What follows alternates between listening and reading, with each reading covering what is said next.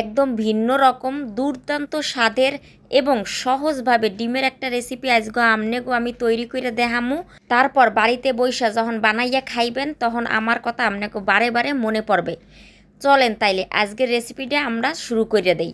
প্রথমেই লইয়া লইলাম একটা ব্লেন্ডার মেশিন, দিয়ে দিলাম 10 কোয়া 12 কোয়ার মতো রসুন, দিয়ে দিলাম 1.5 চামচ জিরা আর কয়টা কাঁচা ঝাল, এনে 10টার মতো মরিচ দিছি। এরপর ব্লেন্ডার করে নিলাম। আপনারা চাইলে পাটায়ও বাইটে লইতে পারেন। এরপর চুলায় একটা কড়াই দিয়ে দিলাম, কড়াইতে দিয়ে দিলাম সরিষার তেল। তারপর এখানে 3টা পেঁয়াজ কাইটে রাখছি কুচি কুচি করে এরকম, এখন এইটা দিয়ে দেবো। এনে মাঝারি সাইজের 3টা পেঁয়াজ কাইটে লইছি।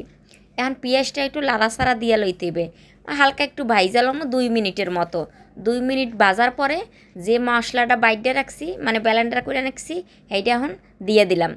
তারপর দিয়ে দেবো হলুদ গুঁড়া, এনে 1 চামচ হলুদ গুঁড়া দিলাম, আর দিয়ে দিলাম স্বাদ মতো লবণ আর 1/2 চামচ লাল মরিচের গুঁড়া। তারপর আবার একটু লাড়াচাড়া দিয়ে কষাই লইতে হবে ভালো মতো। কষানোর সময় আপনারা একটা জিনিস খেয়াল রাখবেন, চুলার আঁচটা মিডিয়াম করে রাখবেন, তাইলে কিন্তু পাশের মশলাগুলো পুড়ে যায় না। এরপর একটা টমেটো কুচাই রাখছি সেইটা এখন দিয়ে দেবো, এরকম ছোটো ছোটো করে কাইটটা লইছি। এখন দিয়ে আবার লাড়াচাড়া দিতে আসি। ভালো মতো কষানোর পরে অল্প একটু পানি দিতে হইবে, জানি টমেটোটা বা মশলা যে পেঁয়াজটা আছে এইটা এখন ভালো মতো সেদ্ধ হয়ে যায়। এই দেখেন অল্প একটু এই মশলা বাটার মেশিনটায় অল্প একটু পানি দিয়ে কষাইয়া লইছি। এই দেখেন তেলটা যখন সাইডে যাইবে তখন এই বুঝবেন কষাইন হয়ে গেছে। এখন আসল কাম, এখন হলো এই ডিমটা এরম বাইঙ্গে দিয়ে দেবেন। এনে আমি 4টা ডিম লইছি, আপনারা যে কয়জন মানুষ সেই কয়জন লইয়েন। এনে 4টা লাগবে তাই 4টা লইছি। এই দেখেন এরকম করে দিয়ে লইবেন, দিয়া অনেক সামান্য একটু লবণ এরম ছিটাই দেবেন কুসুমের উপরে।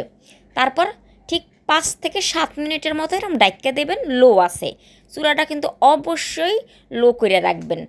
এখন দেখেন হইয়া গেছে সুন্দর। এখন একটা চামচ লইবেন, চামচটা দিয়ে এরম সুন্দর করে উল্টাইয়ে দেবেন, একটুও ভাঙবে না, কুসুম কিচ্ছু হইবে না, আপনাকে কোনো ভয় নাই। এরকম করে একটা ফিরাই দেবো, আপনাকে দেখাই না লাগে সব কটা ফিরাইয়ে দেখাইতেছি যে আমার একটা কুসুমও কিন্তু ভাঙে নাই, সুন্দর রইছে। এই দেখেন ফিরাই না একদম শেষ।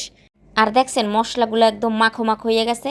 এই ডিমের স্বাদটাই এরকম, একটুও কিন্তু এরকম পানি থাকবে না, একদম মাখো মাখো করে রান্না করবেন, একদম খাইতে দুর্দান্ত স্বাদ। বাড়িতে কিন্তু অবশ্যই আপনারা একবার